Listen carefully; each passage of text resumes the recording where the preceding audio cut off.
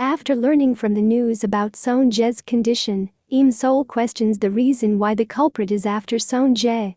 By the time Seung Jae was found, he had already lost a lot of blood and was now undergoing emergency surgery.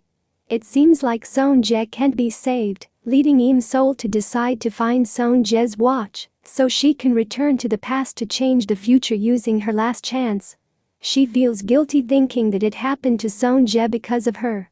After finding the watch, she wakes up in 2009 on top of the sculpture at a university. She is confused about why she is there, and when trying to go down, she slips and falls. However, Seung Jae saves her, surprising her. Now she meets Seung Jae again when they become college students. But unlike before, where she always chased after Seung Jae, this time Sol is trying to avoid Seung Jae so he won't get entangled with her. Even after knowing Seung Jae saved her, on the way back, Sol keeps avoiding Seung Jae. Later, Seung Jae realizes how she tries to avoid him and decides to tell her not to avoid him. Arriving at her house, she marks the calendar when the accident happened. However, Sol faces more struggle to avoid Seung Jae as they need to go for an MT trip where Seung Jae is studying at the same university as her. So the past has changed a lot, where before Seung Jae's grade was in grade 8, which means he studied a lot so he could go to the same university as Sol. During the trip, Sol tries her best to avoid Seung Jae. However, their department happens to be on the same train. Meanwhile, during the trip, there is a student who mentions that there is a legend at Yonseo University. According to the legend, whoever kisses during their freshman year on the first MT will get married. This includes a story about a senior who gets married but divorces after a year and remarries with another classmate.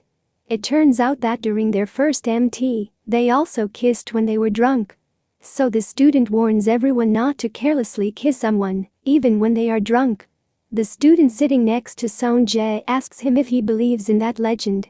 But Seung Jae doesn't believe it. Meanwhile, at a different seat, Yeonju asks Sol about Goom's relationship with his girlfriend, prompting Sol to warn her that there are plenty of good guys in the world other than Goom.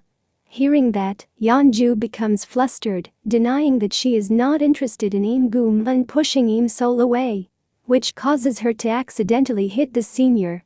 She apologizes to the senior, and after he leaves, Sol quickly takes her cap and is determined to hide from Seung Jae until they arrive at their lodging. But Seung Jae tells Yok that there is something about how Sol is avoiding him.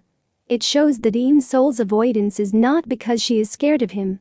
Later, Sol will remember that the culprit is still after her in 2009, since Sol is saved by Seung Jae and Taesung's father before. After finding Sol, Taesung's father continues his investigation towards the car key that Sol took from the culprit, leading them to the culprit's identity and conducting more investigation about him. Seung Jae will be looking for Sol again, who can't be reached, and he will hear Sol's voice from the building and go to find her.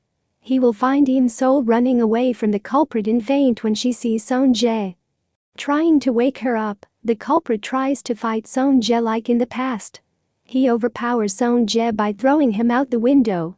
However, the police are also investigating the place, and they hear the sound, leading them to help Seung Jae and Sol, and ultimately catch the culprit, as they did in the past. Stay tuned for today's episode to witness Sol's last chance to travel to the past, change her own tragedy, and save Seung Jae. I hope you guys enjoy this video. Thanks for watching, and I'll see you in the next video.